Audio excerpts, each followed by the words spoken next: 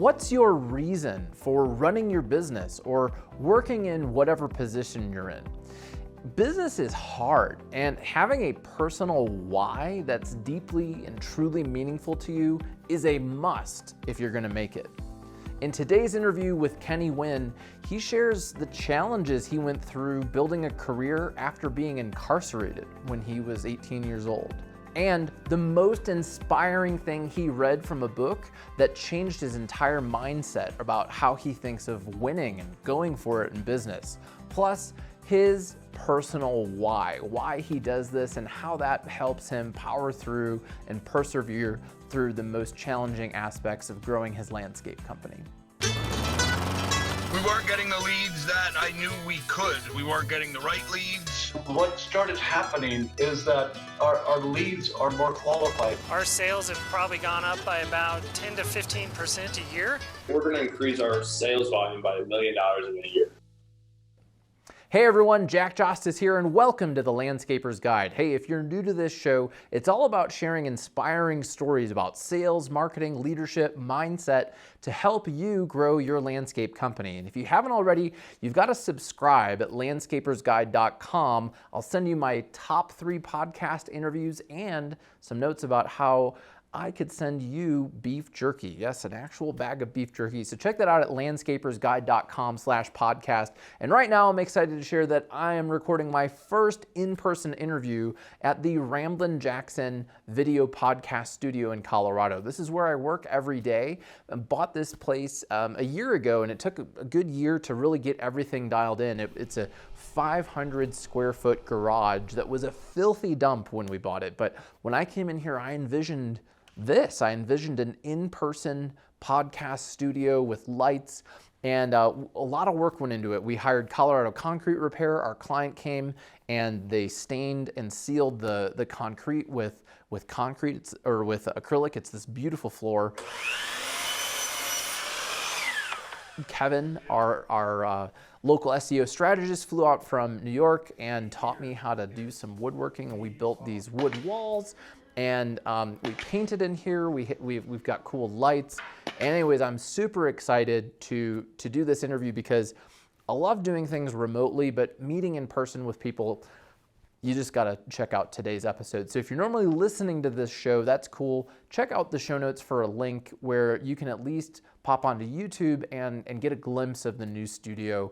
I hope you enjoy it. And without further ado, let's hear Kenny Nguyen's story. All right, everyone, super excited to have Kenny Nguyen here. He's the owner of Peakview Outdoor Living in Colorado. And Kenny is the first live guest. You're the first live studio guest here at the Ramblin Jackson studio to do the interview. So this is where I do our podcast. Normally I'm interviewing people on Zoom. We have clients come here to do video work, and I'm excited to have you as our first in-person podcast guest. So Kenny, thanks for coming to Lyons, Colorado. Jack, thank you for having me. Excited to be here. Excited to be honored to be at your first one at your studio.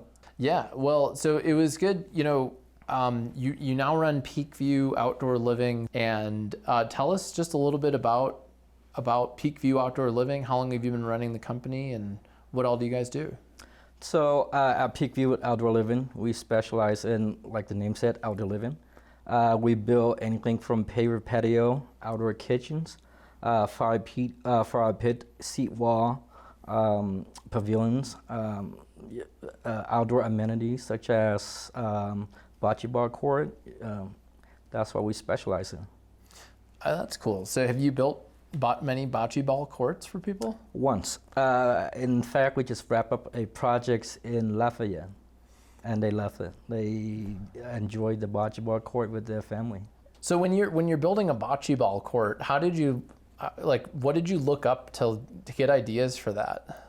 I look up to my mentor because, to be honest, I don't know what bocce ball court is when they brought that up.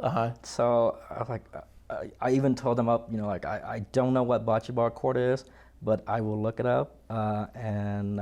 So I asked my mentor, and he put the designs together, and he said, this is the bocce ball court, this is the regulations, these are the rules. and how long it should be. So I really have my mentor to thank for that. That's awesome. And tell me more, where did you find a mentor? I think it's really important to work with people who can be your coach or be your mentor. And how did you find yours? Funny story, he lived here in Aurora, Colorado. So he was a designer for another landscape company in Michigan, a big company. And he still designed for them remotely. But also at the same time, he helped my company as well, designing and project management.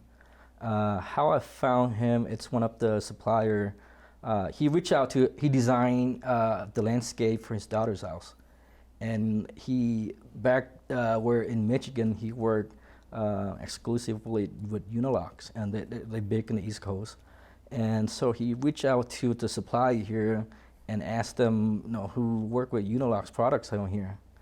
So the supplier gave him 4 or 5 contractors, and he reached out to them, but none of them answered his phone. And the manager of that supplier reached out to me again and asked me for a favor, like, can you help him? Nobody answered him. Really, yeah. So I reached out to him, and I was like, okay, I'm willing to go down there and help you with your projects. And that's how we found. And I looked at his designs, and I was able to recognize his design right away, that it takes a lot of years of experience to come up with a design like this. And I was right. He has so much experience, so much knowledge in the design, landscape designs in the green industry. Mm-hmm. So that's how we met. And so were you doing an installation for one of his clients, or were you actually building at his property? He was looking for a landscaper to put together what he designed for his daughter's house. Oh, for his daughter's house. Yes. Got it. Yes. Okay, and so then you connected that way, and he then became your mentor. Yes. That is so cool. Yeah, it's amazing how you meet people. And tell us a little bit about your story of, so you've been running Peakview Outdoor Living for about 2.5 years, which is now basically exclusively landscape construction, right? You don't do any maintenance. So Peakview Outdoor Living, we do not do any maintenance right now. All we do are design and build. But prior to that, you were doing landscape maintenance. And tell us a little bit of the story about how you ended up, I think you sold that business and started this one. I did.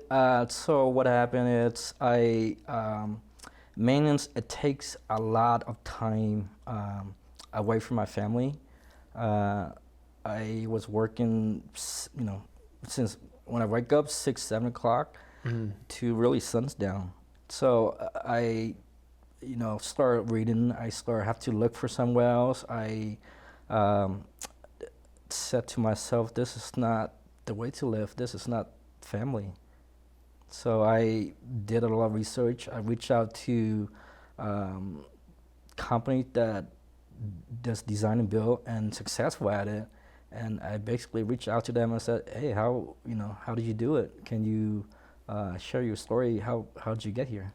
And surprisingly, a lot of people are very helpful. They point me to the right directions, how to get started. I think every business person goes through that phase. Maybe some people have figured out how to skip it. I certainly did that, of working 60, 70, 80, 90, 100 hours a week, not making much money. And when you start having a family, it really is hard, and it's hard to be away from your family that much. I'm curious though, what was it maybe mentally that shifted for you? Because I know some people who do landscape maintenance and they've figured out how to not do it in 80 or 90 or 100 hours a week. And I also know people who do design build who certainly make way more than that. So what else changed for you to figure out how to get some of that time? Again, it goes back to the family value. And like I said, family is everything to me. So I said to myself, there has to be a way. This is not business. Business exists to help better your life, better your family. And so this is actually not business, but I'm not actually running a business, but the business is actually running me and my family. So like anything, I started out with reaching out to people for help, and also reading books. And what really shifted is the change in the mindsets. One of the books that really helps me shift the mindsets and not be afraid, it's Think and Grow Rich, definitely by Napoleon Hill. And reference to the parts in there that he used as an example, it's a general leading his men to war. And this is going up 1 to 10. And as he sailed across the river, he ordered his men to demolish all that boats. And he told his men that you saw what happened. There's no return. Either you win or you demolish. And so they ended up winning the war. And that's against 1 to 10. So once you set your mind to any something, and you get rid of that fear, you don't look back. If you set your mind to something, give it all you got. You will figure it out. So once I get rid of that fear, it's just really easy to move forward. Well, and you still wrestle with the fear though, right? So what else? I mean, we've talked about maintenance. You have more recurring revenue. It's maybe a little more predictable in some ways, whereas design build can be up and down, and there are big projects. Sometimes there's a gap in between. How else do you manage the fear? You shared with me that you had some fear about going for it and really going for a design build. Absolutely. Fear, it's unavoidable. It happens in everyday life. It's just how you manage it. And funny story for us, I completely get rid of maintenance.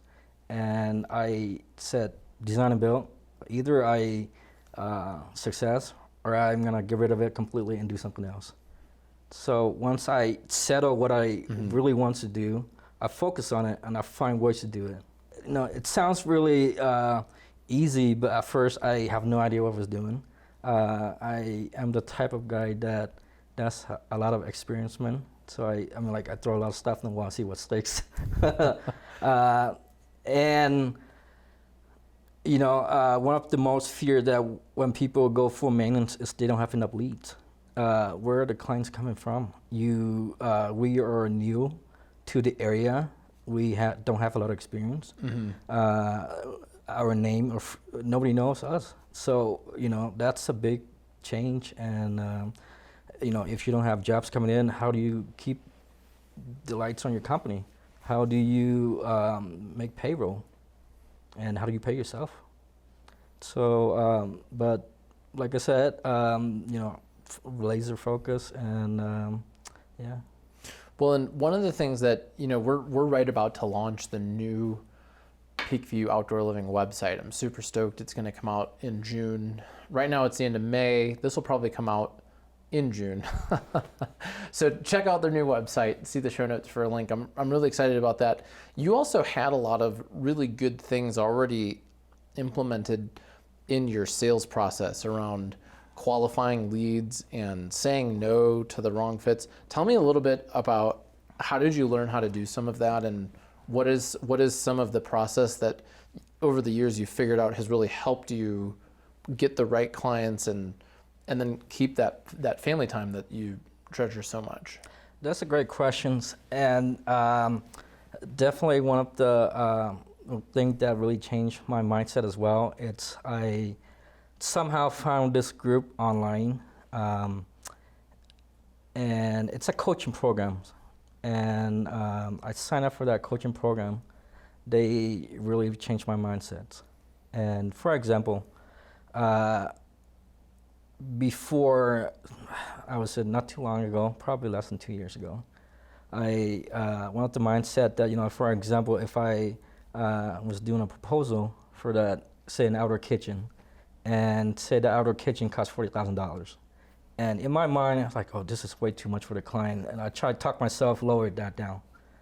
And what that coaching program did, they changed the mindset And it's like, why are you doing that? You're not, why are you talking out of your client? They didn't, they encouraged us to charge what we were worth, charge more. So, so that way, I can really give the attention to the client, really give them what they deserve. So you're reading all these books, you're implementing these big ideas, you're working with a mentor.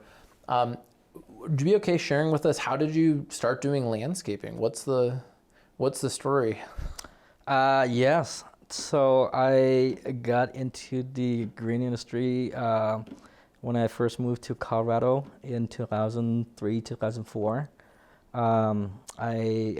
Initially I'm from Washington State, and I did not make a lot of smart choices, and so I was previously incarcerated. So at 18, and I went to prison for 3 years. When I got out, I went to college for a finance degree, and I am on my last quarter for my associates. And I knew this manager at a U.S. Bank branch. So we talked, and he's like, "Why don't you apply here for jobs? I put recommendations in for you." So I did apply for that bank, and he looked at it, and with the background, he's like, this is not a smart choice for you to pursue this degree, or any degree at all, really, because you have a background, and it's really serious. So I stopped going to school. If I can do office work, I have to do outside work. So I moved to Colorado with a car and $100 in my bank account. And so I have to take any jobs really to just pay rent, to eat. So I got into that's how I got into the green industry, cutting grass. Wow. Yeah. Well, thanks so much for sharing that on the podcast. And, that's an incredible story and really great advice from that person to maybe tell you to stop pursuing what you were pursuing. But what I like about this story is that you didn't stop learning. So you may have paused your education or what you were doing in finance, but you packed up, moved here, started cutting grass, and then continued reading books and reading Profit First, and so the education never really stopped. It's never stops. You learn throughout the life. People, we all learning every day, and so even though I can't pursue like degrees in what I want to do, but education just helps you throughout everyday life. Yeah. Yeah. So you moved here with $100 and a car. Did you even know anyone here? I did. My buddy John, I knew him since 6th grade from Washington as well. He moved here, and at first he helped me with, obviously rent. He was able to pay rent for me 6 months. He take care of everything for the first 6 months for me. He buy food, he pay for rent, pretty much everything. Wow. Yeah. Does he still live here? It's still in Denver. Yes. Wow, that's an incredible friend. I really grateful for what he did for me. So, and you're originally from Vietnam. Yes. So you grew up there, and when did you move to the States? My family and I moved to the States in 1995. Wow. So English is your second language. Yes. And you moved here. You were incarcerated. You moved to Colorado. And and you started, and so you started working for somebody doing lawn mowing, right? And then what? So I worked there for 3 years, cutting grass mainly. Put mulch, trim shrubs for 3 years. And hey, I could do this. I think I can start something for my own. So I did let the boss know that, next year I'm gonna open my own stuff. Oh no, do my own thing. And he just shrugged off and laughed. Because he didn't think I could able to do it, but I did, and so I put in a year of notice for him, just because I'm grateful. Because he trained me, he gave me a job when I did it, from no experience. So as a respect, I gave him a year of notice. But yeah, I started my own, bought a used truck, used mower, and then just knocking on doors. Is that how you got your first accounts? Yes. That's great. Yeah. Yeah, I love hearing that. Oh, we just had a guy named John Hanauer on the show, and he was working for someone doing snow removal in Wisconsin, and he got a week notice that the company was going out of business.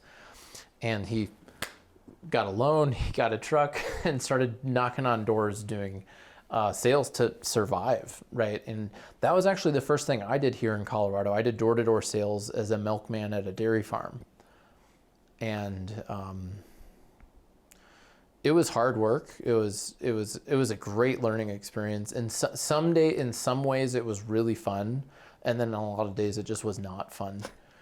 I hear that. Yeah. So yeah, what was it like? How did it go? Did you get some accounts going door to door?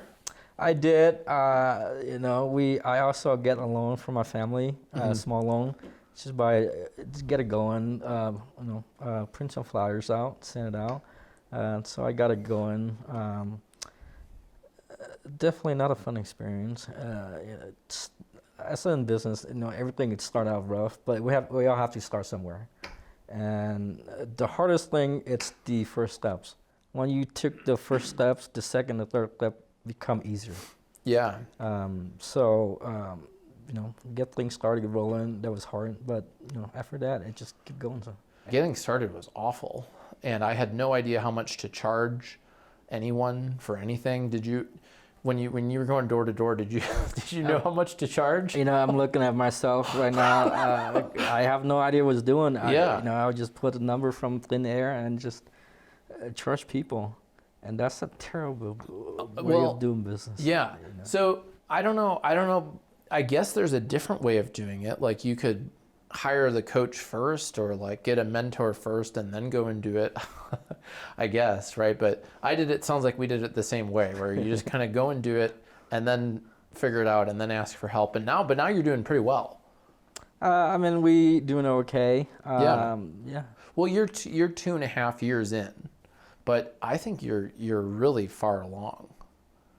I think all those years, doing lawn mowing, making bad decisions really helps. Put numbers from thin air. That teach me a valuable lesson, that never to do that again. And deciding to go for it, deciding you wanted it was the main thing. That you were saying, like that story of the general who was leading his troops into battle, and is like, we're either going to win or we're going to die. Right. And you've decided to go for it, and you're committed to doing it. Yes. Why? What is it about? Why not do something else, right? I mean, it's hard, right? It's hard doing this and figuring out pricing and what to charge and doing marketing. What is it, I guess, that along the way that you saw in businesses, what inspired you to keep going for it? Every business is hard. I think the principle is the same for every business. Whatever you do, you have to figure out, what your numbers are, why you're in business, what inspired to get going every day. For me, it's my family. It's my daughter, my wife. I have to figure it out. I have to be successful. I cannot look back and fail.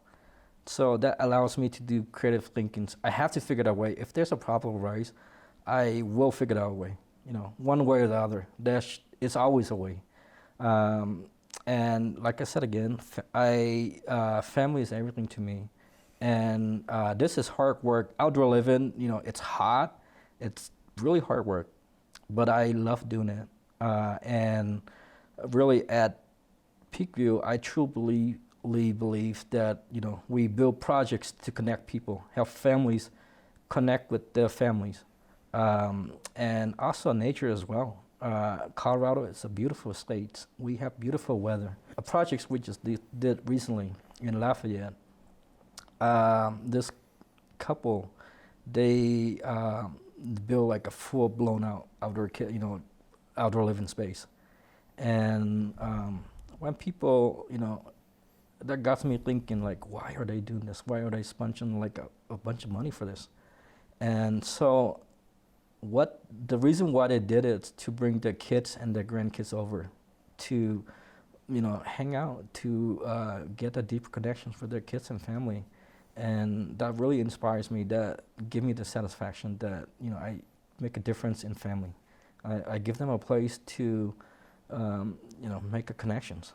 Well, that's incredible. Well, so again, thanks so much for coming on the show. Super inspired by you and your story, and everything you're doing and the work you're doing is really incredible. So I'll put a link to your new website in the show notes. Everyone check it out. And Kenny, thanks so much for coming on the show. Jack, thank you so much for having me. It's been a blast. All right, everyone, thanks so much for tuning into today's episode of The Landscaper's Guide. Hopefully you are inspired by Kenny. I know I am. And hey, if you're new to this show, subscribe at landscapersguide.com/podcast. And if you're already an active listener to this show, help me spread the word about this. Send this episode, or take a screenshot of one of your favorite episodes, or send the link, just text it, landscapersguide.com/podcast, to a landscaper in the industry who would be inspired by this show. That's my goal, is to really serve the industry with these stories, and I appreciate you listening and sharing with people you know in the industry. All right, everyone, Jack Jostes here. Thanks so much for checking out The Landscaper's Guide. I look forward to talking to you next week.